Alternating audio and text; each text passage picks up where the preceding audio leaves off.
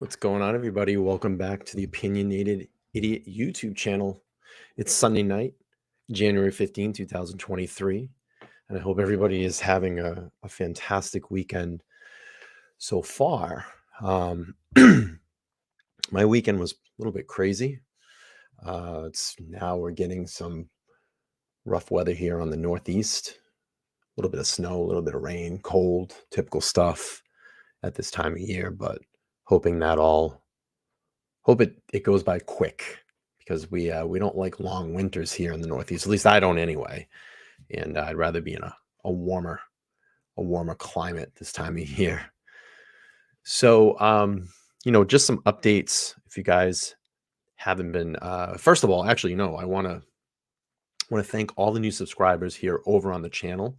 I appreciate everybody subscribing. Just make sure you have that bell notification turned on, because every time I drop a new video, you guys will be informed, and especially when I go into a live stream as well, you'll be informed. So, and then, the best thing to do too is to get this channel out in the algorithm for it to grow, is to interact with those videos, leave comments, share, like, all that fun stuff. So had to do all my little pitch and advertisement before we get into the main topic this evening. So, as you guys know, we've had a little bit of some updates. There were two news stories that came out over the last couple of days. 48 Hours did a kind of segment on the Ohio murders and Bryan Kohberger, and then 2020 did a 20 hour, yeah, I wish, a 2 hour, I wouldn't say special, but a program the other night on the Ohio murders and Bryan Kohberger as well. And I found that one to be a little bit more informative. I actually sat down, watched it today. I actually tried to stream it earlier today, but I had a feeling, because it's copywritten material, that they shut the stream down. I probably could have continued to stream and do my commentary over it, but they and then post it up after. But I wanted to do it live, get the interaction with the audience, but that just wasn't going to happen. So, as we know, Kohberger is scheduled for his first preliminary hearing on June 26th of 23. So it's going to be, it's going to be a long time here waiting, and a long time that we can continue, as kind of the online sleuths, to go over this evidence and question. And as more things come out and more interviews happen, we get to learn more about, Maddie, Kaylee, Ethan, and Xana, and especially, Bryan Kohberger as well. There's recently an interview, excuse me, with a ex Tinder date that went out with Kohberger, I believe back in 2015. I actually just did a video about that, and that will actually be posting up tomorrow at 5 p.m. So I would appreciate, if you guys go over and check that one out. So yeah, that's kind of where we're at. Preliminary hearing is the June 26th, and we'll just have to go from there. But what I wanted to do this evening was, if you haven't seen it already, there's been this virtual tour of the crime scene over at 1122 King Road in Moscow, and it's very detailed. And I wanted to go through this with you guys this evening, as the person that did put this together. And I'll leave the link. I'll actually drop the link in the chat if this is something that you guys want to go check out and check out it, in more detail. But as you can see, it's the front of the house, and it has this kind of 360-degree view. And whoever put this together just did a really great job, kind of outlining all the landmarks as well. Different views from the road, where the house is. And you basically can just see the house, in relevance to where it was, how close it was to Sigma Chi, the Sigma Chi house. It's just literally walking across the road. And this would have been the road that suspect Kohberger would have traveled This is Taylor Avenue here. And this is very in-depth detail map. So let's start, if we were traveling the road, and you can see King Road here off to the left, and this would have been the path that Kohberger would have taken. And let's see, let's start here. This was the released body cam footage was in this area of the fire hydrant that evening. And we've seen that.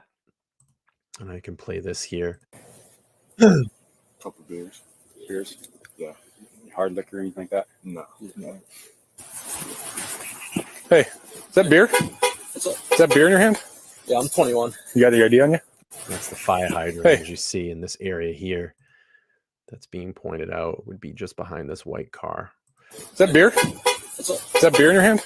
Yeah, I'm 21. You got the ID on you? I don't. Okay. I'll take it back to my apartment if you need. Okay. Sorry. You got a driver's license? I don't have it. What? No, in general. I do Yeah. have one, yeah. What state is it through? Idaho. Idaho? Mm. Okay, perfect. I'm just going to check if everything's good. Since they're not open, I'll let you hang on to them. Okay. So- Will I get charged with anything? No, or- no. Okay. Appreciate But it. it's just enough for me to stop, check, make sure you're 21, No worries. walking Yeah, around I free in get it. public. That was an alarming crime network as Moscow well. 77, check one. We're doing What's that? fantastic I got to take coverage off here. No, let me run this through dispatch. Make sure you're actually 21 and give me a fake birthday or anything. for incidents. Doesn't Well, yeah. it? Oh, buddy. It's funny. Yeah, I think that's the first one I've seen. Yeah. One.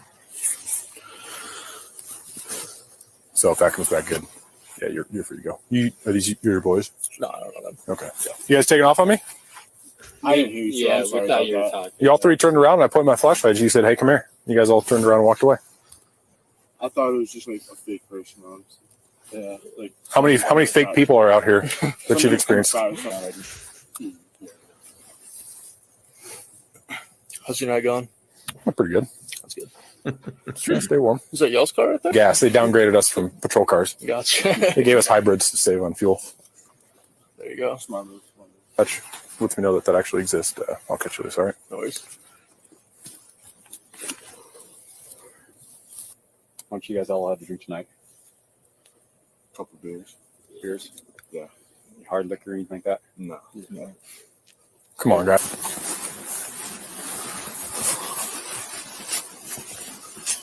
Excuse me.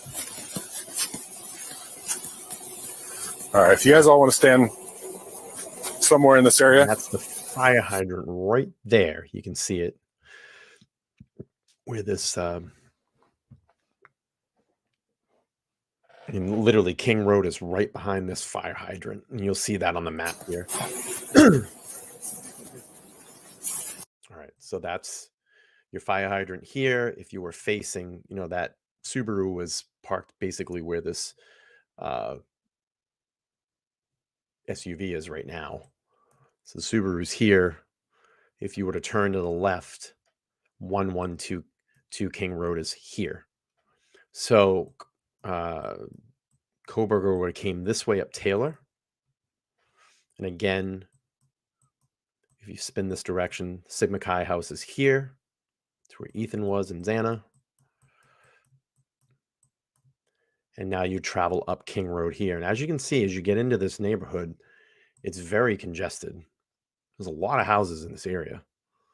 And I think that's just what the puzzling thing is that, with all the activity that goes on in this area, that just no one saw anything that evening.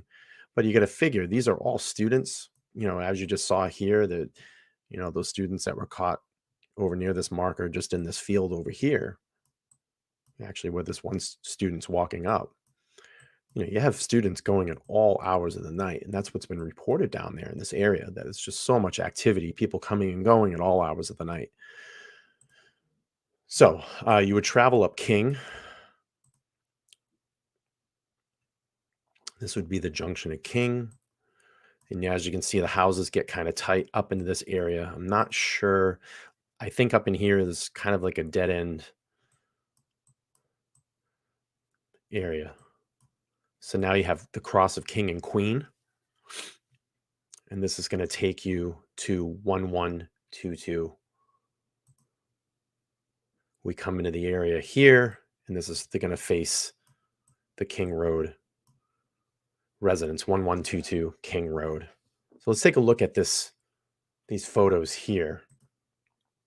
This would have been, right around the time of the day of the murders. It's another view of the backside of the house. This one was taken on 11/26/22. You have, this looks like an overhead view of the house, probably a drone. And then this is the satellite view of the area here.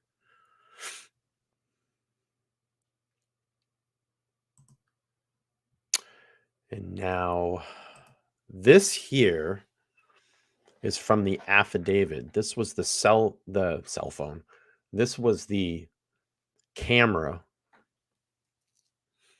that caught the noise of the thump and thud, and also the dogs barking that night, the dog barking that evening.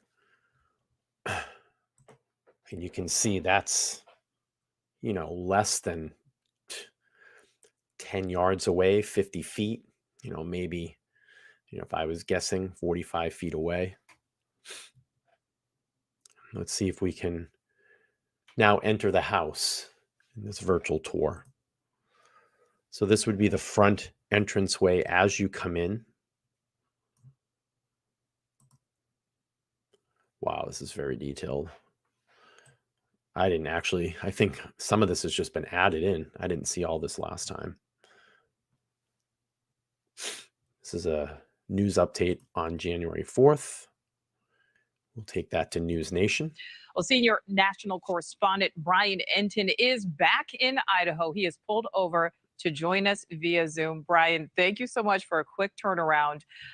So we have this new body camera footage from the first traffic stop in Indiana showing Kohberger talking a lot more. Let's play a chunk of it, and then we'll get your reaction. I'm having a hard time hearing you because of the traffic. So you're coming from Washington State University, and you're going where? Wait, I'm not going to go through that there. Let's see. December 22. We've seen all these clips here. This is items being removed from the residence at that time. Idaho detectives continue to investigate the deadly crime scene where 4 Idaho college students were brutally stabbed to death. News Nation witnessed investigators removing several items from the victim's home, including what looks like to be a bed frame. I think this was the day that supposedly was supposed to be the crime scene cleanup, and then it was shut down. And then I think there was a court order put in place, and this may have been a result of that court order. And I would assume if this is a bed frame or a bed, this would be taken back to a lab to see if there's any type of DNA that they could get off this, from the perpetrator or the suspect in this case, which, our suspect right now we know is Bryan Kohberger. So maybe this is to see if they can get any more physical evidence of him being in that home.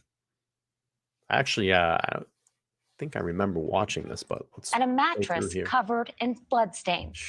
Now, the judge in this case approving the defense team's request to preserve the crime scene for several more weeks.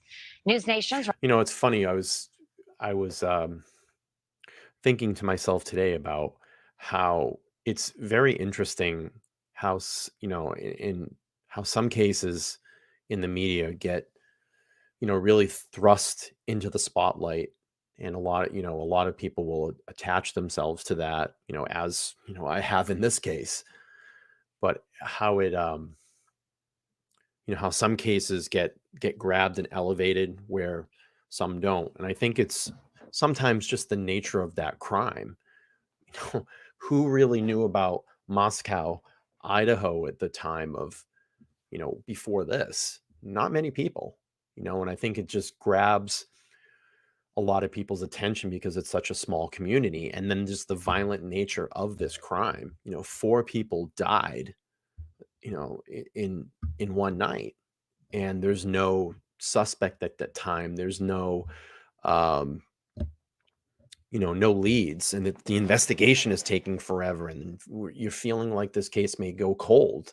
And it just really draws people in, because as you get to know, through interviews with family, friends, and seeing videos, posted of the victims, you start to know these are just regular kids. That's the sad thing about it. They're just regular college kids that had no idea that this was coming.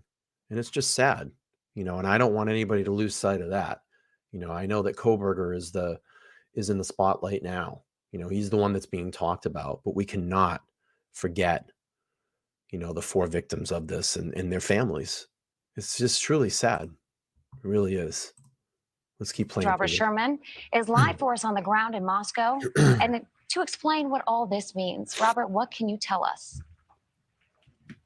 Good evening to you, Kelsey. And when you think about it, for weeks on end, we did not have a suspect in this case.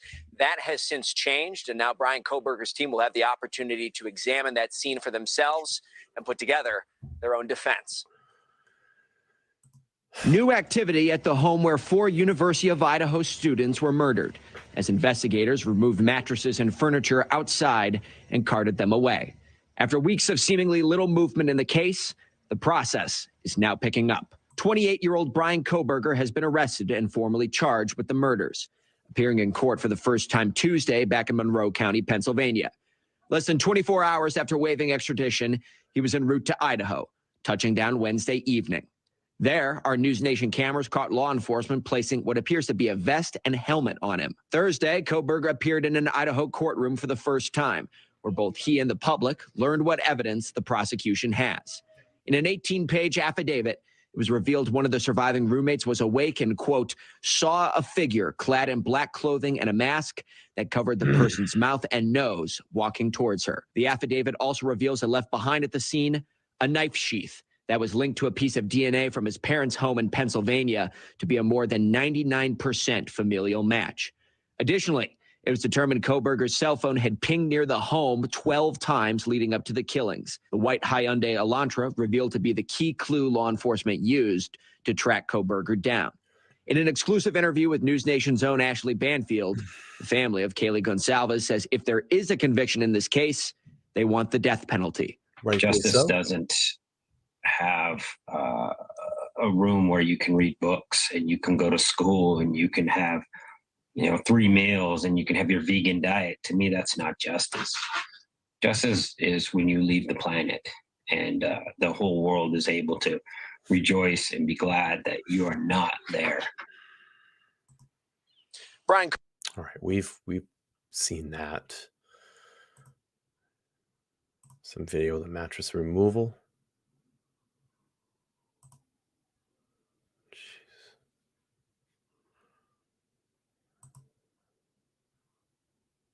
It looks like they're. Oh, I thought there could have been a blood stain, but there's just this branch right here that's kind of obstructing the view of the home, of the mattress. So let's see.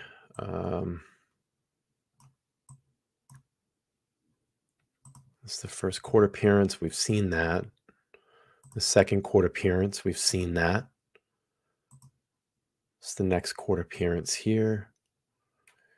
It's June 26th. So it says suspect's preliminary hearing. Bryan Kohberger's preliminary hearing has been set for June 26th at 9 a.m. Bryan Kohberger appeared on court on Thursday, where he waived his right to speedy preliminary hearing with no bail. So basically, to waive your right of speedy trial gives you time, and that's why the first preliminary hearing has been set to June 26th. And I think, if I was to speculate during this whole situation with his defense team, is that they're going to methodically go over all of the evidence in this trial. And, like I said, and I've said this in many other streams, that what we're seeing in that probable cause affidavit is not all the evidence in this case. That's just a lot of circumstantial evidence with the one DNA evidence that they have at this time to, link Kohberger to this crime and, put out that to make him, suspect number one in this case, to have that, to be able to arrest him. And now this is going to give, like I said, give him his defense time to look over all this evidence and come up with a theory or theories as to, one, if he puts in a plea of not guilty, they'll have to explain for that, or they just may look at all this evidence and say, hey, and like I said, you're not going to hear everything in this affidavit. You're not going to hear everything in this case. The time that we're going to hear this is when it's in the courtroom. We don't know. The prosecution might have many other samples of DNA at this point. It could be a hair fiber fell in some of the blood, or a clothing fiber, fiber that he was wearing. We don't know, and we will find out in trial what they have. So this means the Washington State University PhD student who is accused of murdering the University of Idaho students in this early morning of November 13 will not appear in a courtroom again until June 26th. So basically just what I got done saying there. This is the request. So you have State of Idaho versus Bryan C. Kohberger. Basically says this is just basically waiving his right to speedy trial. Suspects defense team filed a request for discovery this week, asking, among other things, of information about the co-defendant in this case. And there's just a lot of legal information in here that I won't, I'm not going to go too much through, but if you want to check that out, it is in the link that I dropped there in the chat in more detail. Suspect enters house, movements and timeline. This looks like this is a 3D virtual tour. Let's take a look at this. This is pretty interesting. Mates Bethany and Dylan were sleeping on the first floor. Since then, we've learned Dylan was sleeping here on the second floor, along with Xana and Ethan located here. Kaylee and Madison were located here on the third. What I just found out today, and I didn't even know this, through that 2020 special that they had, was Kaylee wasn't even living at the house at this time. She just actually came to see Maddie and stay over one more night. She just, what they say, she just got a brand new Land Rover and wanted to drive down and kind of just spend the night and celebrate with her. So, that whole theory of, everybody thought that Kaylee was the target. I find that kind of hard to believe. I think at this point it could have been Maddie. Maddie could have been the target, and Kaylee was just there and became collateral damage. So let's take a look at this. Floor. The dog was located on the third floor and the room by itself. Let's move around and see through the walls into the kitchen, to the back slider, and take a look at the time frames. At 4. It's amazing what some of these people come up with, some of these, virtual diagrams. It's just really great what they put together. I wish I had that talent to do something like that. At 4 a.m., the suspect can be seen trying to park his car. At 4:09, approximately 5 minutes later, he enters the house through the back slider. At 4:18, he leaves the house after committing the crimes. At 4:20, he's caught on camera driving away at a high rate of speed. All of this only took 9 minutes. Let's watch what that looks like.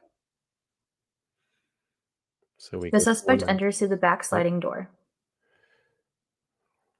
He pauses at the stairs to look around to make sure no one's up. He then turns and goes upstairs. And that's the thing. Why did he go up those stairs to the third floor? And that's what makes us all now starting to believe that, starts making us believe that, that Maddie was possibly the target in all of this. The first bedroom he stops at and opens the door, he sees no one there. He continues to the next bedroom. Just going to address this comment really quick in the chat. Kane Cordova says Bryan is innocent, and he says, keep in mind the camera footage did not record a license plate. Every person that is accused of a crime is always innocent until proven guilty. Right now, Bryan Kohberger is the suspect number one, and the prosecution in this case feels that Bryan committed these crimes. He's going to get his day in court, and we will find out if he is guilty or innocent. I'm going to go back to this diagram. Here we know what happens. Downstairs, Dylan is sleeping. The noise from upstairs wakes her up. She thinks it's Kaylee playing with her dog. She gets up and goes to the door and looks out. She sees nothing there. The suspect then continues down the stairs about 3 minutes later.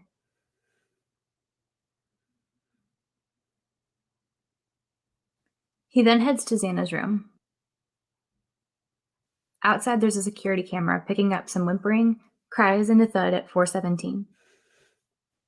We've learned that Xana was found on the floor, which might explain the thud. Dylan again hears something and looks outside her door. She sees the suspect. He walks right past her and leaves. Okay, so that was a little bit of that timeline there. And it looks like we have another diagram here. Animation of timeless suspect movements and car journey on the night of the murders. Let's play through this. Hello, this is Gray Hughes of Gray Hughes Investigates on YouTube. If you could hit that like, share, and subscribe button, I would really appreciate it. Hey guys, if you this do me a is going favor, to mainly focus before we go through this, if you could please hit that like button down below. I'd really appreciate it. And if this is the first time over here, make sure to hit that subscribe button and hit the bell notification. Leave a comment there in the chat if you feel like you need to comment. We love comments here on the Opinionated Idiot YouTube channel. Let's play through this, guys. in on the description given in the probable cause document of the suspect vehicle and also the DoorDash vehicle that shows up to deliver a meal to Xana Kernodle. That was right around 4 o'clock. It's important to note that Kohberger left Pullman at around 2:53, and then he is first seen on camera in Moscow at approximately 3:26. When he was first seen, he was actually seen in a location that is pretty odd. He was seen at 3:26 at 700 Indian Hill Drive, and it's just sort of off on the side winding street, quite a ways east of the 1122 residence. But all these streets connect in some ways. When you look at it, it looks like he drove up north on 95 and then possibly turned right on Palusa Drive. Now, in this case, when he drove there the first time, keep in mind it only takes about 10 or 15 minutes to drive from Pullman, Washington to Moscow, Idaho, but apparently it took him somewhere around 35 or 36 minutes. So there's all kinds of other roads that are south of Pullman that would allow him to cut across. He winds up in Moscow, Idaho, first being seen at 700 Indian Hill Drive on a surveillance camera. Then he was also seen in a surveillance camera after driving past and through Indian Hill Drive. He gets to Steiner Avenue, and then he turns west, and then he passes a A&W restaurant. And there is a camera there that was put in the news early on, and that's right at that intersection. And then he made like 3 different loops, but eventually he shows up in the area of 1122 King Road, making his way onto King Road at the top and here. Queen Road at around 4:04. But prior to that, we had the DoorDash driver dropping off a meal for Xana. Now, I think that they were able to continue to identify this vehicle because it was missing a front license plate. And interestingly, the state of Pennsylvania doesn't require a front license plate. The state of Washington requires front and back license plates. According to Title 49 Motor Vehicles in Idaho, Chapter 4 Motor Vehicle Registration, display of plate and sticker, license plate assigned to a motor vehicle shall be attached, one in the front and the other in the rear, with the exception of the following. And there's a bunch of exceptions in there, none of which Bryan Kohberger fit under. The vehicle that was traveling around with Pennsylvania plates does not have a front license plate. And that alone really points to it being his vehicle. And obviously, we've learned that he updated his license plates after that to Washington plates, which would be front and back. And that's when he headed back to Pennsylvania after the term was over. He took off. And, interestingly, he did go down to Colorado on the 13th, 900 miles south. So is that where he actually started his journey back home from with his dad? Or did he drive all the way back up and head from Pullman, Washington with his dad to Pennsylvania? So let's get to the video right now. Dylan Mortensen and Bethany Funk both made statements during interviews that indicated the occupants of the King Road residence were at home by 2 a.m. and asleep, or at least in their rooms, by approximately 4 a.m. This is with the exception of Kernodle, who received a DoorDash order at the residence at approximately 4 a.m. Law enforcement identified the DoorDash delivery driver who reported this information. Here is the DoorDash driver. I use the same vehicle for both the Elantra and DoorDash, but changed the color up. So this is DoorDash. Yeah, maybe did something like this, pulls in, and in this location, he would get out of his vehicle. Apparently, with DoorDash, you don't actually speak. And you can see there, this is the camera at 1112. And you can see now in relevance to how far that was actually away. I mean, that's probably steps away, 50 feet, 100 feet away from 1122 King Road. And that was the camera that picked up the dog barking, the thud, and the whimpering. The persons, you just come up, drop the meal off, and dash away. Maybe that's why they call it DoorDash. But they drop off the meal, ring the doorbell, knock on it, and take off. And this is right around 4 a.m. on the 13th. I wonder, I don't know. This might be stupid of me to say this. I wonder if it would make sense because that would be her phone. Yep. All right. We'll squash that. I was going to say, I wonder if they found out that Xana actually did summons the DoorDash, but it had to have been because that was her phone. So the 8th of November, 2022. I think it's been And confirmed. then just after that, 4 minutes later, suspect vehicle 1 can be seen entering the area a fourth time at approximately 4:04 a.m. It can be seen driving eastbound on King Road. And here's the vehicle. It's just almost the same. Driving eastbound on Queen Road. It's actually Queen Road, not King Road. Yep. And then it stops and turns around in front of around. 500 Queen Road, number 52. Now, I think it's right back That's the here camera. because we did learn that there's a surveillance camera right here. You Yep. can barely see it in my off to the side there. It appears to actually be facing this area right here. Then driving back westbound on King Road. When suspect vehicle 1 is in front of the King Road residence, it appeared to unsuccessfully attempt to park or turn around in the road. Then it continues westbound on Queen Road to the intersection of Queen and King Road, and where it does a 3-point turn and then drives So he eastbound circled again that house. I mean, you're seeing the movements of that night. I mean, he really circled and scouted out that house before parking. He did it again. on Queen Road, and then it drives around. And I believe this is Maybe that's to see if there was any activity, any people walking in and out of the house.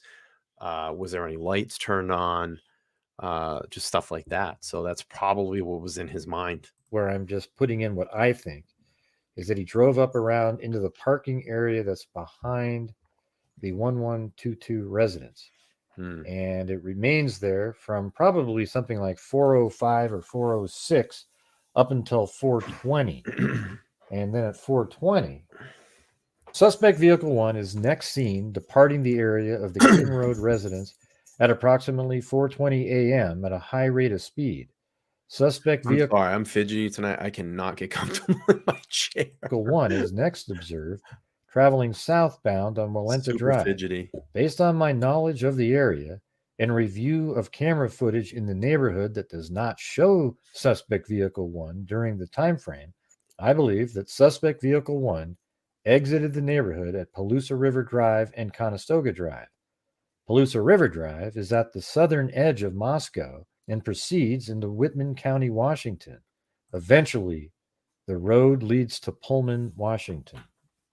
And you can see on the map right here, the vehicle comes out right here in this location at Conestoga Drive and Palusa River Drive, which is right there.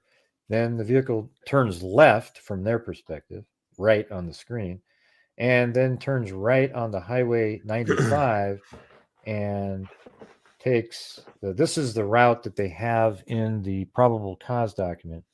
Drives south like this. It takes approximately 50 minutes. So he leaves at 4:20, got into Pullman. I believe it was like 5:35. There are about 10 to 15 minutes of time. I wonder why he took this long route where it looks like there's a highway, and I can't zoom in. It's like 210 that were just connected. He could have taken this 210 highway and probably did in the same route in 20 minutes. I mean, maybe he takes this route and he's thinking about what he's going to do. Is he really going to do it? You know, those type of thoughts, what to do afterwards. You know, just all these, are we, you know, maybe psyching himself up to do this? You know, this is all speculation, but I'm sure, you know, that's what's going through his head. I'm missing in the length of time that it should have taken to drive that route. So I guess it's possible that he dumped an item somewhere on that It's route. been a lot of the speculation too, is you know, maybe the knife was dropped at this, you know, going back, clothing, but I'm sure that police have already gone through all of this and, you know, have been meticulously out there scouting this route. Out back to Pullman.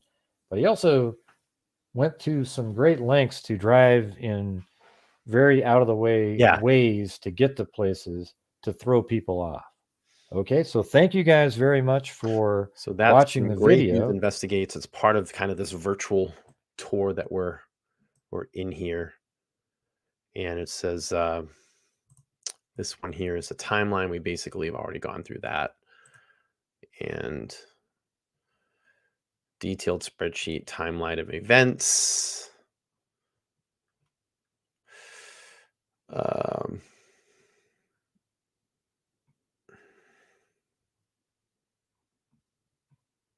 Wow, this goes all the way back to May. Wow, it goes all the way back to May of 2022. So you have May 21st, 2022, Kohberger graduates from DeSales University. On the 23rd, it says Kohberger opens a cell phone account at AT&T in his own name and registers in Alsbright, Pennsylvania address. In June of the 5th, victims begin their lease at 1122 King Road.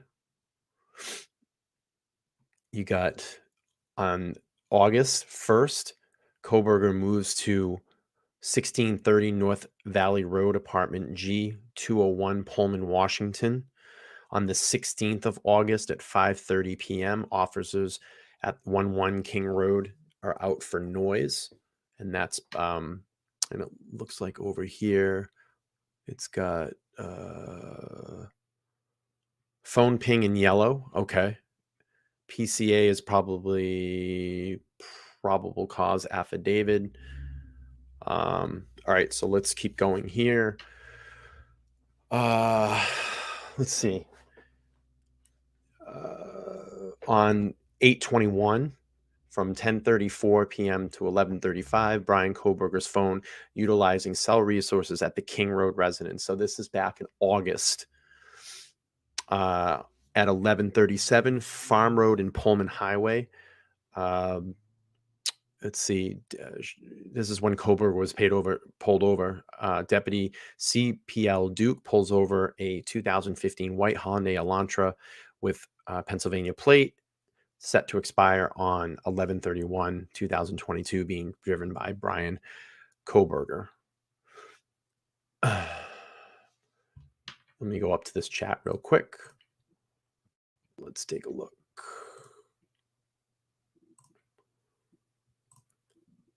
Mara, appreciate that. She says, didn't catch the plate because PA doesn't have a front license plate and he was doing 60 miles per hour. You said good defense. Yeah, absolutely. And this is what I said too. I mean, we're going through all the circumstantial evidence here and looking all this over. The biggest thing right now is that there is DNA that is linking Bryan Kohberger to this murder scene.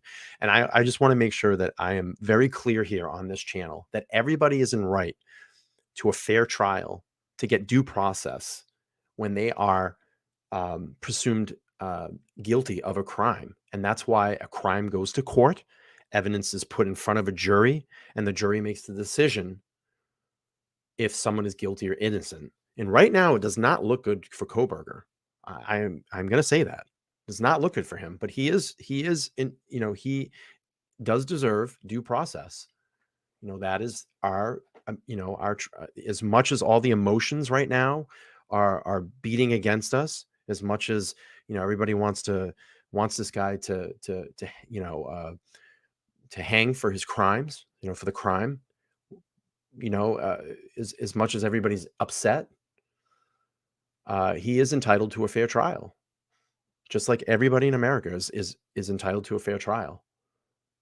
I lean in the direction that he is guilty. And we'll see more. And there are loopholes. But that's a loophole. It doesn't link him to the crime scene. It links him to the sheath. So yes, innocent until proven guilty. That's our justice system. That is very true.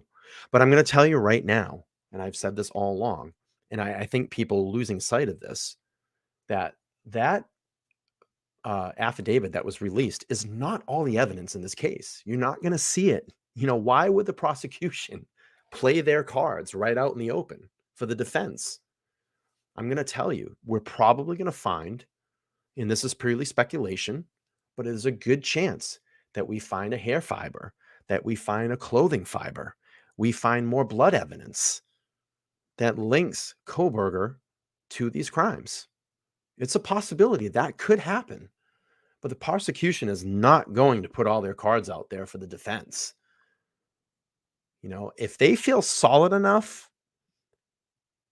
that Bryan Kohberger did this, to put that detailed affidavit out to say that he is the prime number one suspect, I am sure they have a lot more on Kohberger than we are seeing. When you play poker, you have a poker face and you don't put all your cards out there. You play it back. So, that I understand I'm getting very emotional about this. I think because I'm so tied into it. I've been doing a lot of videos here on this channel. I respect and love everybody's comments over here when they interact on the channel. So thank you. But, you have to look at it. All the evidence is not out there, and we will find out. I mean, now the prosecution has five more months to put together to continue to keep putting together this case, to continue to keep investigating. Who knows? Maybe 2 months from now, they, trace that route and they find the knife, or they trace that route and find clothes and find a fiber of hair, on that clothing that matches Kohberger. We still haven't even heard the crime lab evidence, and I'm sure you won't hear it until trial when they swab that car. If there is any of those 4 victims' DNA inside that car, that's it. If they find blood inside that car, that's it. It's going to really convince a jury that this guy committed these crimes. So let's keep continuing through this timeline. This is very, very interesting. So on 8/22/22, first day of class for 3 courses at WSU that Kohberger was a teaching assistant for. You got 9/1, that's September 1st, 22, noise complaint at 11 King Road. You have 9/2, another noise complaint at 12:36 a.m. at 112 King Road. And then now this looks like the fall semester of 22. So in between 9/2 and 10/12, Bryan Kohberger applied for an internship at Pullman Police Department.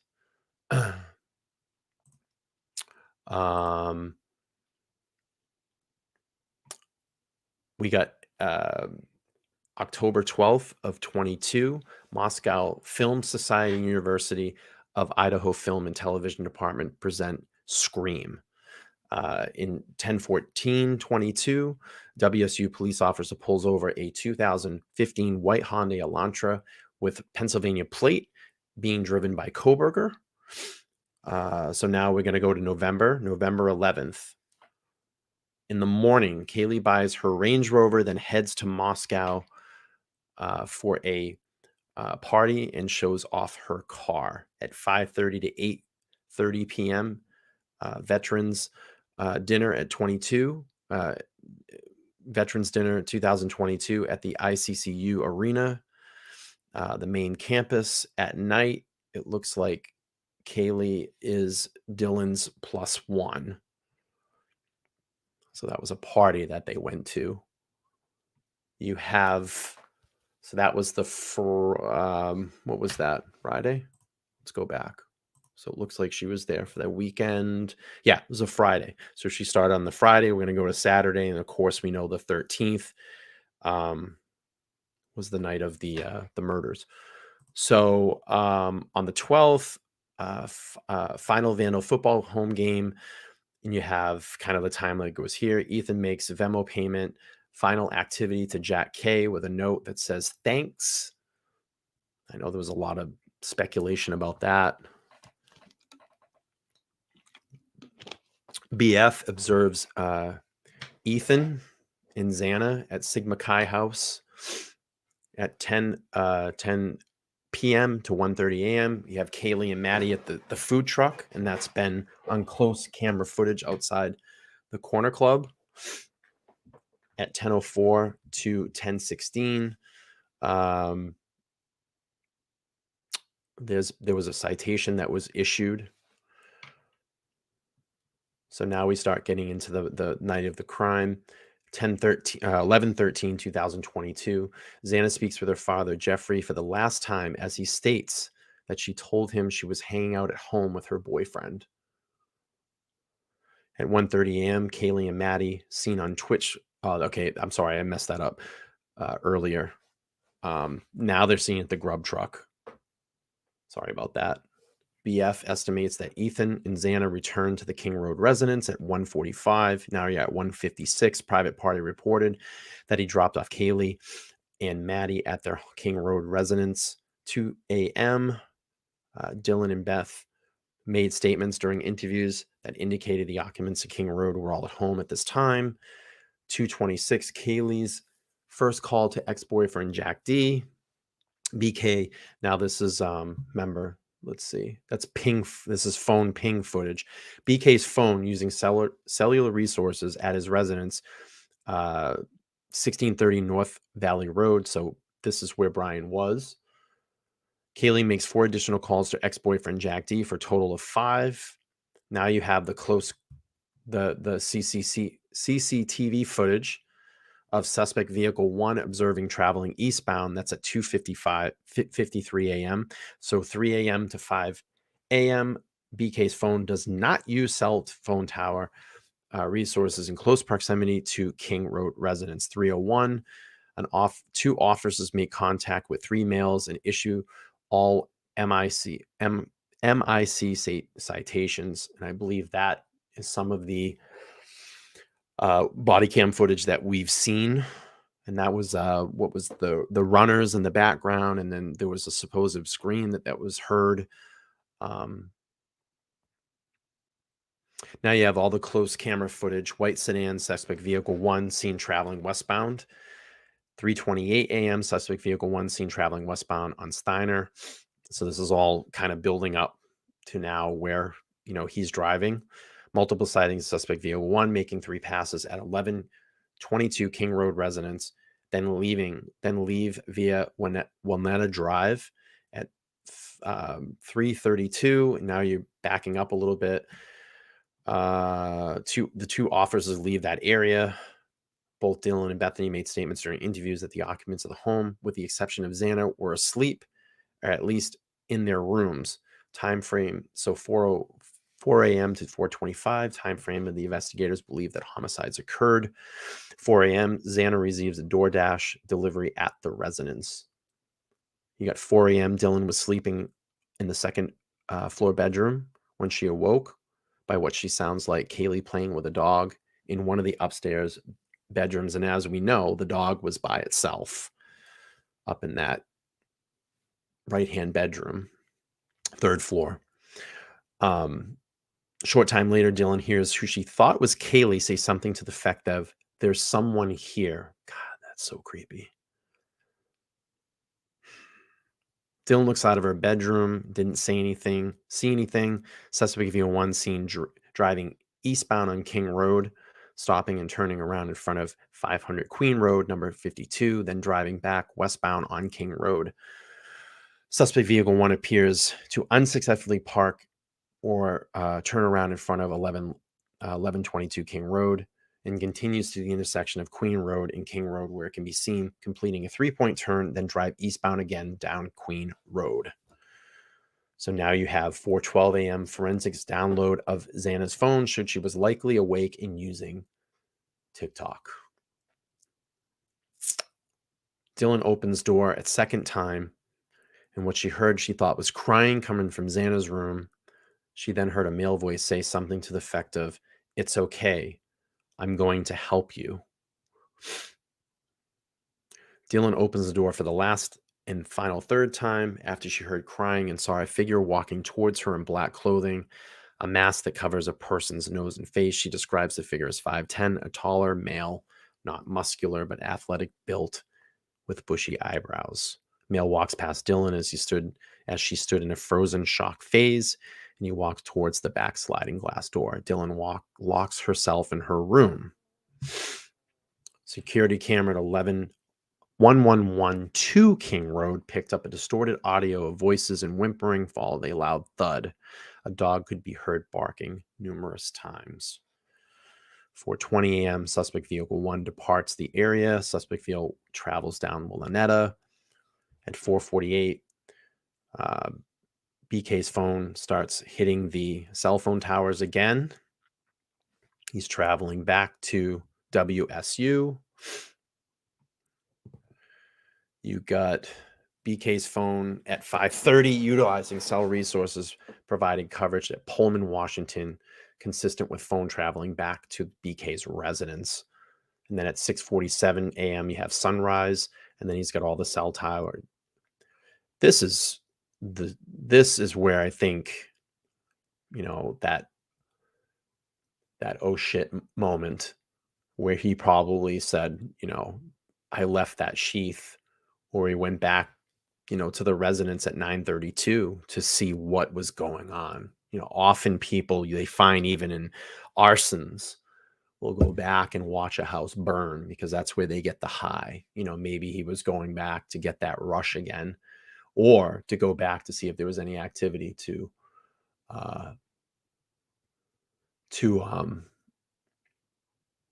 get that rush. So yeah, Bethany and Dylan summoned friends to their home because they believed one or two victims on the floor had passed out and was not waking up. At 11:56 a.m., 911 call is placed from inside the residence using B&D's phone, requesting an aid of unconscious person, and dispatch spoke with multiple individuals. And I know there's a lot of issues and about the unconscious person. And I was actually reading an article, I think it was the New York Times, that basically said that when there is a call that is into 911, and I think it's just their general rules of that area, that if there is not if there's not clear enough data, that it will go into the 911 log as an unconscious person. So that basically will start emergency services to that area. Let's see, 11:58 a.m. officers respond to 1122 King Road, the unconscious person call. Yeah, it's... get up to this chat a little bit here. Hold on, guys. So Ryan's asking, what did Dylan do after that, though? Exactly. He's got the kind of that face there. Mara's saying, I think by this time she had an idea of what happened and really was in shock. I can't imagine any of this actually happening to me. I honestly don't know what I would do. It's kind of that flight or fight syndrome in people. And you don't really know until you're in a type of situation like that, you know, and you have to keep this in mind too, you know, as we've seen and as we know, and I'm not defending in any way, but as we've seen and as we know, that we have seen multiple videos of that area. And I've said this early in the stream, there are so many people that come and go out of that house. You know, maybe she thought this was a hookup, or maybe she thought, you know, this was just another drunk person walking through the house. I mean, I know, like, when I've partied at houses, you know, back in my younger days, you know, people came and go out of those houses at all hours of the night. You saw someone kind of walk through, and, you know, you might be passed out on the living room floor. You wake up and look, and you see someone kind of walking around, and you just kind of go back to sleep. I don't know. You know, we don't know. We weren't there. But I'm sure that, you know, we'll hear more about this, you know, during the trial. Mara saying, I really can't even fathom the reality of this. It's crazy. And that's why I think that this case has pulled in so many people, has really, you know, grasp us in to find out what happened. I mean, four innocent kids get killed, you know, and then you're saying, is it just one? Is there multiple people involved? How can one person do this? You know, and that's the thing that I look at too. You figure this is 14 minutes to do all of this. And you think about how short that may be, how long that may be. 14 minutes is a lot of time. I actually timed myself the other day. I got up, I went in, I made some breakfast, I sat down, I watched a YouTube video. You know, there's a lot of time. There's a lot of time within 14 minutes. Yeah, 11:56 a.m. Ryan. She waited 8 hours. You know, we don't know if she was intoxicated. We don't know if she was on drugs. We don't know if she passed out. But I'm sure more of that information will happen out in trial. I've been watching true crime for a long time. These sorts of mental gymnastics to accommodate Dylan's behavior do not usually happen for people who are not young, white, beautiful, and female. Mara saying, that's what I mean, though. Maybe she thought it was just a fluke, or knew what happened and really was that bad and it wouldn't matter. She needed some time to process and pinch herself. We don't know what she heard. The coroner said the 911 wouldn't have saved them. Yeah, there was no at that point. There's just no. It was past the point of being saved. Okay, so let's take a look. So we had the response at 1122 King Road, unconscious person. We had Bryan Kohberger's phone utilizes cell resources that provide coverage to Kate's Cup and Joe's coffee stand in Clarksburg, Washington. You have surveillance covered. Yeah, I'll get this right. Surveillance footage from the U.S. Chef store located in Clarksburg, Washington, adjacent from a coffee shop that showed the white Elantra consistent with suspect vehicle 1. At 12:46 p.m., BK's phone utilized cell data in Albertson. That's in Clarkston, Washington.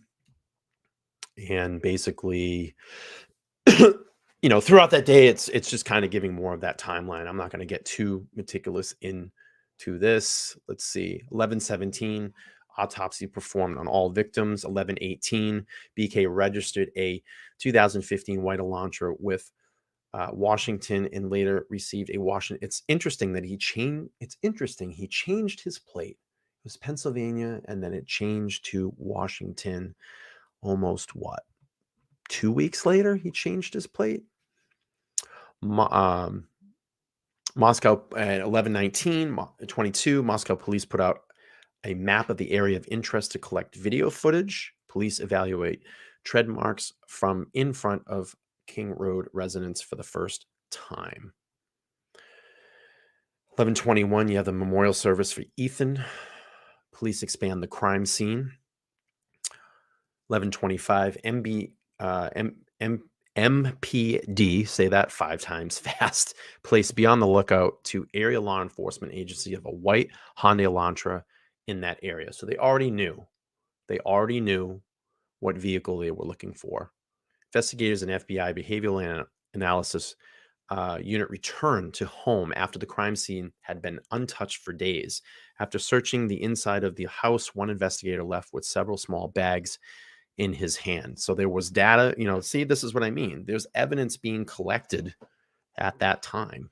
And we don't have privilege to all of that. This case file is going to be huge when it goes to trial. 11:29, WSU police officer Daniel Tenigo, Curies with white Elantra registered at WSU, locates 2015, Pennsylvania. I mean, this is back on the 29th, and it's registered Kohberger. WSU officer Curtis Whitman looking for white Honda Elantra, located in the parking lot. Police tow away the 5 vehicles that have remained in front of the crime scene since 11:13 for further processing and evidence gathering. Let's see.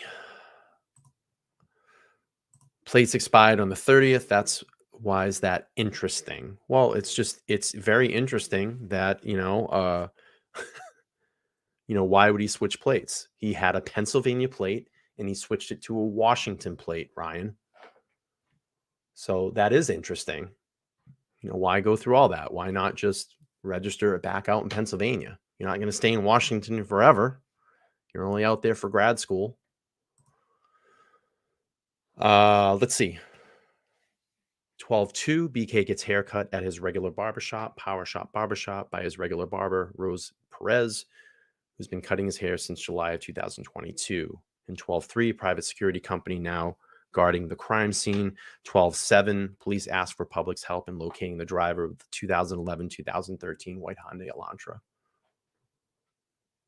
I mean, I get all that. I understand what you're saying, Ryan. I mean, I've moved out of states to different states, and to not deal with the whole having to register, knowing that I was only going to be out there maybe for a year or 2 years on a contract, and I was going to move back to my home state. I've used, continue to use that plate, or my parents' residence to continue to use that plate, to not have to, keep moving my plate around to different states. Mara's saying some states make you, if you plan on being there for more than 3 months. Yeah, they can make you, but you don't have to. You can leave your plate and insurance in a state that you have lived in. Choose your parents' address or an address. She said Mississippi did. So let's see. 2:14, Pullman police are called to apartment on the 1000 block of street for a weapons offense where a man reportedly threatened to kill his roommates in their apartment. Interesting. 12:15, after unsuccessful negotiation, escalating behavior, and continued danger in public offices, the male was shot by a member of Whitman County Regional SWAT team. And that was what we heard about when Kohberger was traveling back with his dad, he talked about they actually talked about that on the police video. On the body cam footage, you actually pick up that conversation. His dad says, "Hey, there was a SWAT team shooting back at WSU." Let's see, 2015 White Elantra is in Hancock County, Indiana, so they're on their way back now. Autopsy report for Ethan Chapin is complete. In the 12/16, surveillance video shows BK Elantra in Albright, Pennsylvania, with only one occupant on whose description was consistent with BK.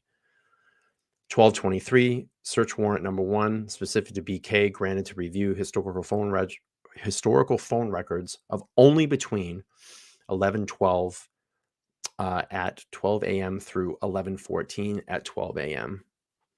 Search warrant number 2, specific to BK, provided historical CSLI from 6/23/22 to current prospective location information at a pen registry and tap and trace on BK's phone. So you have now the 27th. The agents recover trash from Kohberger's family residence. 28th, the Ohio State Lab reports that a DNA profile obtained from the trash and DNA profile obtained from the sheath identify a male as not being excluded as the biological father of suspect's profile. On the 29th, motion to seal application for the search warrant. You have the probable cause order and warrant to arrest Kohberger. The criminal complaint is filed at the fort. Wow, they really moved fast that day. They went from in about less than 30 minutes. Affidavit of probable cause, Exhibit A, state of Bryan Payne filed with the court. Now on the 30th, Pennsylvania State at 1:30 a.m., Pennsylvania State Police serve arrest warrant at the Albrights, PA address. That's Bryan Kohberger's parents' house. 7:30 a.m., multiple unmarked law enforcement vehicles seen in front of Kohberger's Washington apartment. So they're already securing all the scenes. 9:30 a.m., order appointed public defender and evidence filed. At 3 p.m., celebration of life for Kaylee and Madison at Lake City Church. 3:59, order to preserve crime scene and evidence signed by the judge. Application for search warrant in Washington is sealed. So you got the 3rd now. We're in January 2023. Extradition hearing for Bryan Kohberger. Stipulation for non-dismissal order filed and the non-dismissal order signed by judge. On the 4th, Kohberger leaves Pennsylvania jail for Pullman. By 7 p.m., Kohberger arrives in Moscow. On the 5th of January, initial appearance, State versus Bryan Kohberger. Probable cause affidavit is released. And then the mid-morning, you have State versus Bryan Kohberger, entry case removal from Odyssey. And then you have on the 10th, request for discovery filed by Kohberger. And that's where we're at. This is where we're at now in this trial. And June 26th, he will be in front of a county to get his first hearing. So let's keep going through the residents here. Looks like there was an update here on the 15th. Let's see. Oh, there's a contact for virtual. And Ashley Benfield reads a heartfelt statement made by Idaho victim Ethan Chapin's mother on Facebook, in which she speaks about what a kind person her son was. So let's play through that. Before we go tonight, I want to end with a heartfelt message that Ethan Chapin's parents wrote about their son. His mom, Stacey Wells Chapin, posted it today with a really beautiful picture of Ethan and his siblings when they were really little. And this is what she wrote. It's very sweet. We have spent the last 8 weeks, besides the obvious, focused on Maisie and Hunter. Those are Ethan's 2 triplet siblings. Cards, talks, walks, hikes, tears, you name it. Yesterday, we successfully dropped them off back at the University of Idaho. This is the sweet part. Hunter was very glad to be back at the fraternity, and Maisie was warming up to the idea, but it was so good to hear all of the girls squeal with delight upon seeing her. It did this mama's heart good to hear it. The support from the University of Idaho and the Moscow Police Department and the Idaho State Police has been profound. Maisie and Hunter are rock stars, and we couldn't be more proud of them. Their job now is just to be kids, start where they left off, keep goals and aspirations in mind. For an update, anything Ethan had is now frozen with the defense. For us, it involves 2 vehicles, E's belongings, and a nice set of golf clubs. We've met with prosecutors, handled media inquiries, hopefully respectfully, managed, grieved, talked, and continue to try and process our new normal. However, nothing has changed. We spend no time being angry. That would be energy not well spent, and it wouldn't change the outcome. We have to look ahead. What we've confirmed, Ethan is who he was because of our family. His foundation was unwavering. He was so loved, he didn't know any different. He was profoundly supported, and our family of 5 was different than others and so very special. He loved unconditionally. He was loyal to us all. He was inclusive, carefree, happy, just the best person you could ever meet. The stories are endless and amazing. He touched lives we had no idea existed. Ethan was incredible. We did a great job. We will still do a great job. And as always, we are eternally grateful to so many of you. We can't possibly reply to all of your notes, but we read them all. And your kindness and support mean the world to us. And she ends her post with a quote from an American philosopher and theologian. And I shall allow the memories to prod me into doing better with all those still living, by Nicholas P. Wolterstorff. And she signs it Jim and Stacy, and ends with that really sweet picture. It's just something else to see those triplets and to know that Ethan's siblings are back at the University of Idaho and with their new normal, trying to live a new university career, a new college career, given the fact that everything has happened to them, and our love and support goes out to that family. Thank you for watching. It's tough to watch.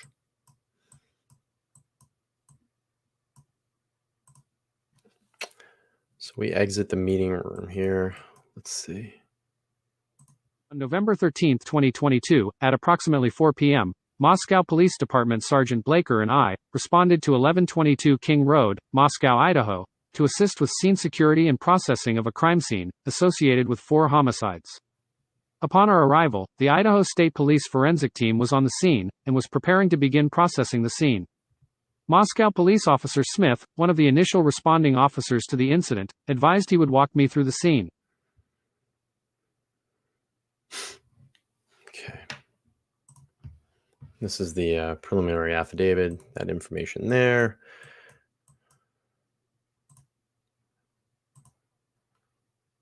This is bedroom 1A.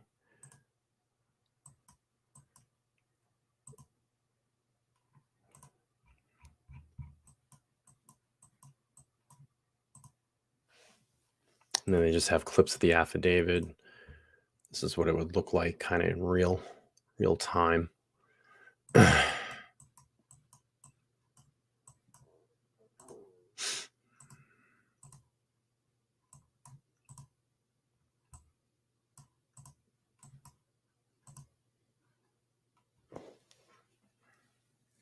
This image is from Xana Kernodle's Facebook page. It shows a mattress she wanted to sell.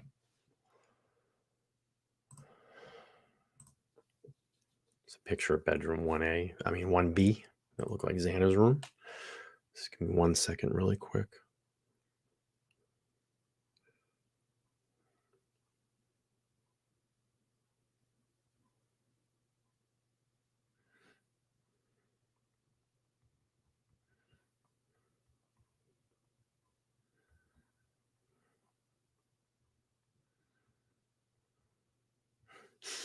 Okay. Let's see. This bedroom was vacant at the time of the murders. Okay, so this was a vacant bedroom. We already went into this here.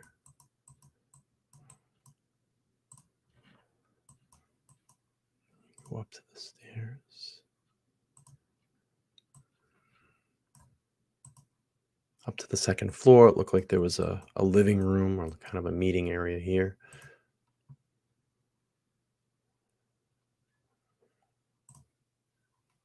I already did this. I don't know why I keep going into this room. Keeps taking me back to that room.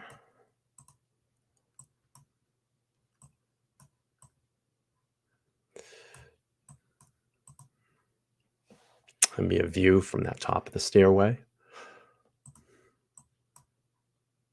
Officer Smith and I entered the King Road residence through the bottom floor door on the north side of the building.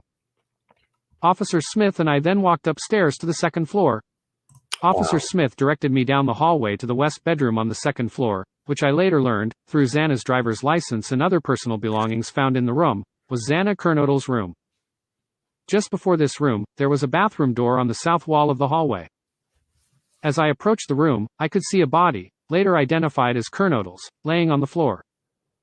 Kernodle was deceased with wounds which appeared to have been caused by an edged weapon. Also in the room was a male, later identified as Ethan Chapin. Chapin was also deceased with wounds later determined to be caused by sharp force injuries. And that's a piece of the affidavit here, and they just made it an audio clip as well. Wow, your son's name is Ethan. Wow. So here's the bedroom here.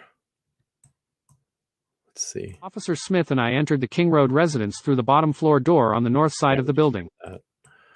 So it says Ethan was found in bedroom, looks like here.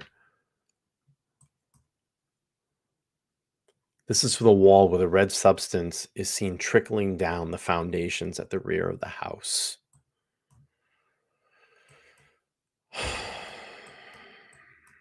Very small rooms. This is the closet here. That's what we'll be looking in from that. Very small rooms. Let's see if we can go back out to, we're in the living area again. Now we'll go up to the third floor.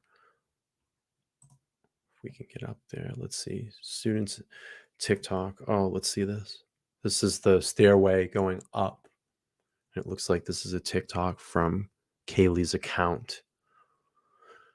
It says the roommates are pretending to be each other. And I mean, this is really where you get a feel for them and just how playful they were and so innocent. Let's check this out. Guys, you're like dirty dick in here. Murphy, you've been a bad boy. That's Maddie V and Kaylee. Oh my God, it's 9:10. Guys, can anybody drop me to class? I'm fucking late for my meeting. I'm supposed to be 10 minutes ago. Did anybody do their chores today? Fuck, I'm just gonna do it. Kaylee and Xana. Oh, shit, you guys. It's 8. Gotta go. Jake's calling. Oh, Jake's calling. Oh my God, I look horrid. Oh, Murphy, you look so cute. Get out of here. You seriously gotta get out of here. You're fucking stupid as shit. Hey guys, I know I talk about myself a lot, but like, what would you guys do in my situation? Xana, where are you going? Yeah, I gotta go pull you out. Failed trauma already. Maddie V and Xana. You're like a one night, like, let's just Maddie V and Beth. Yo, is it okay if I have a party? Like, just 3 or 4 people at most.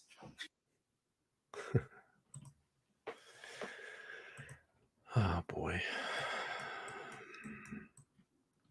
So now you travel up the stairs here to the third floor. You have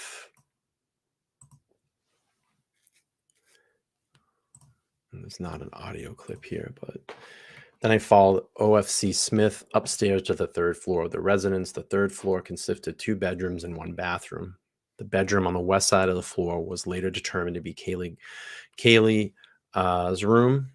And I later learned from the review of Officer Nunez, body camera, that there was a dog in the room when Moscow police officers initially responded. The dog belonged to Kaylee and her ex-boyfriend, Jack. I found out from my interview with Jack on November 13, 2022, as he and Kaylee shared the dog. And it says Murphy the dog was in the room during the murders. And that's the picture of Murphy. What a cute dog. Such a cute dog.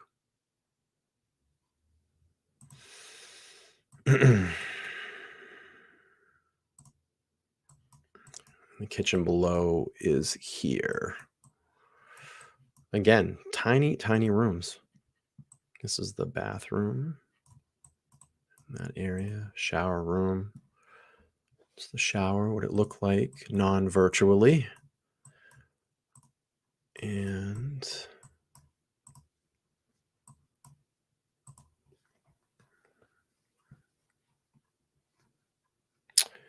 external view showing Madison Mogen's third floor window. This photo shows the window of bedroom 3A above the balcony. This is Madison's bedroom, is where Madison and Kaylee were found. The photo also shows the window of the bedroom 2A in DM's bedroom on the night of the murders, and that was taken on 11/26/22. As I entered this bedroom, I could see two females in the single bed in the room. Both Goncalves and Mogen were deceased with visible stab wounds. I also later noticed what appeared to be a tan leather knife sheath laying on the bed next to Mogen's right side, when viewed from the door. The sheath was later processed and had K-Bar, USMC, and the United States Marine Corps Eagle Globe and anchor insignia stamped on the outside of it. The Idaho State Lab later located a single source of male DNA, left on the button snap of the knife sheath. And this is the knife sheath here of what it would look like.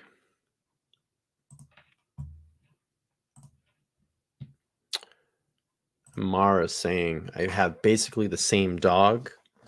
Is that Bishpoo? Named Charles. That's why I think Dylan thought they were playing. His bark is the same either way. That is so interesting.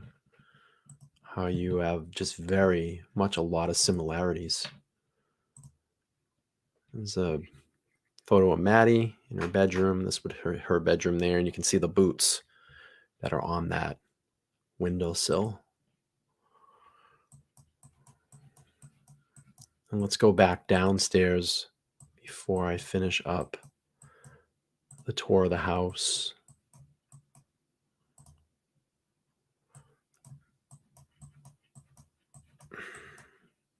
And this is the confirmed entry point here. So it says the male walked towards the backsliding glass door. DM locked herself in the room after seeing the male. DM did not state she recognized the male. This leads investigators to believe that the murder left the scene. And there's the kitchen photo here, and you can see it kind of walks right out into that kind of landing where the bushes are. And this would have been the bedroom here that DM was in. So again, if this is something that you guys want to review, I'm going to drop it again in the chat and you guys can go over it. And if you want to just look through and kind of get a feel for King Road yourself, so I'm going to close that one up. What I wanted to do though, before I do end the stream is, there's been a new, it's not fairly new. It's about a month old of Ethan's parents speaking out, and it's really the only interview that I could find that they've had other than text interviews. But I'm gonna play that before I close the stream out. And the thing that is just crazy is the reporter is the similarity of likeness to Kaylee is just astounding. But let's play through this and then we'll finish up the stream here. Can you first just tell me how you guys are doing? That's a tough question. That is a tough question. Just gonna throw some headphones on. It's not something you ever expect to hear, ever. Like the call we took from our kids who were there, and you just expect to outlive your kids. Honestly, I don't know. It's heartbreaking. We're just trying to process it. It's not a call that you think that you're going to have to speak with the funeral home directors and the FBI and have it hit national news. I mean, we're more concerned, Ethan was a triplet, and that's a big thing. There's a couple of things. Ethan was a triplet, and that's the most important thing for us because we have these other 2 kids that are very impacted by this, and they need to be lifted up and cared for. And I think the other thing that's important to us is the reason why we've agreed to do this is, number one, you're local. And number 2, it's important for us to get Ethan's story out. We don't really want anybody else representing him. And it's hard to have people speaking on his behalf. So we think it's best for us to do this. And you did say, of course, that he was a triplet, and looking through the pictures he sent, like you said, they seem to be always together. I mean, did they all go to high school and then college together also? Elementary, high school, everything, college, they all went to the same university. Yeah, I mean, everything. We travel, we play, we hike, everything we do is all of us together. I mean, we're a pretty tight family. Did you say that they were the ones that called you about this happening? Yeah. Yes. And then are you guys all back together now? We are. Yeah, we're in our home in northern Idaho, our summer home. We're going to be here for a couple days just to regroup a little. Yeah. And can you just tell me a little bit about Ethan? I think I was told he was very athletic. I think he played, was it basketball and tennis or basketball? Just tell me a little about his interests. What did Ethan like to do? Anything. You name it, he played it, literally. Yeah. I think we just watched a thing from the university, spike ball champion, volleyball champion. I mean, right? I mean, he just literally would play and do anything. He played club soccer for years. He played, we traveled, all of our kids are athletic, and we traveled every weekend, and he was involved in anything. He just literally, he was, I don't know. He just loved to play everything. He did. All he loved sports. sports. I mean, our love language with him was sports. Like, I literally watched, I follow like NFL football so that I can literally have a conversation with Ethan, because I could, send him a text message, and, that was I don't know, just everything. I don't know, that and country music. I mean, he's funny. He literally, we were trying to have a conversation really quickly about our favorite memory. We can't come up with one. I mean, he literally lit up every room, everybody. He was friend to all.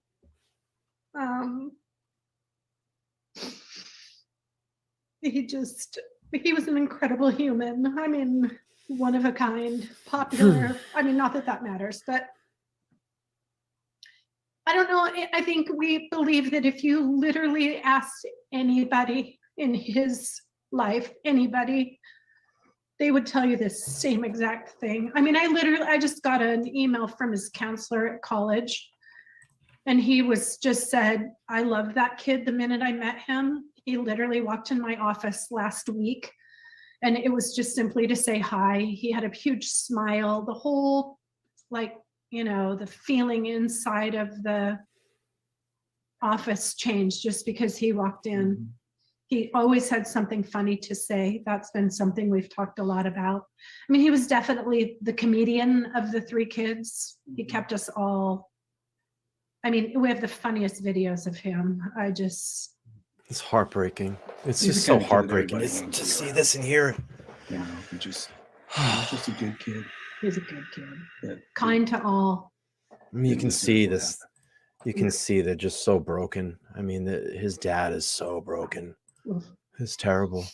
And wasn't he going to school to study? It was something to do with sports, wasn't it? Sports management, I think. I don't know the technical title of it. But yeah, I mean, we told him he should go be a teacher and a coach. I mean, he was incredible the way he worked with kids, and he refereed youth basketball on the weekends in Mount Vernon. I don't know. He touched a lot of people. I mean, it's the amount of support that we The scene so far has been incredible. Right? Our neighbors, everybody. It's incredible. I mean, we have messages from people that just are like, I knew him and he was incredible. Our daughter knew him and all she talked about was how great he was. I mean, it's a huge loss. We were at Parents Weekend last weekend with them, and Jim and I left that weekend. And as we pulled out of Moscow, we literally were like, we've done it. We've literally done it as parents. We've created 3 incredible humans that will go on and have something great to offer to this That was world. not my phone, Honestly, by the way. all 3 of them. We literally had a conversation that we will no longer have to worry about these kids because we did it. What best way, people can support you guys right now? Now ADT professionally installs Google Nest products. Cool. It's an interesting situation because in all of your hardships in life, whatever you're going through, there's always like an outcome, like you get through it, right? Like, I don't know, whatever it is.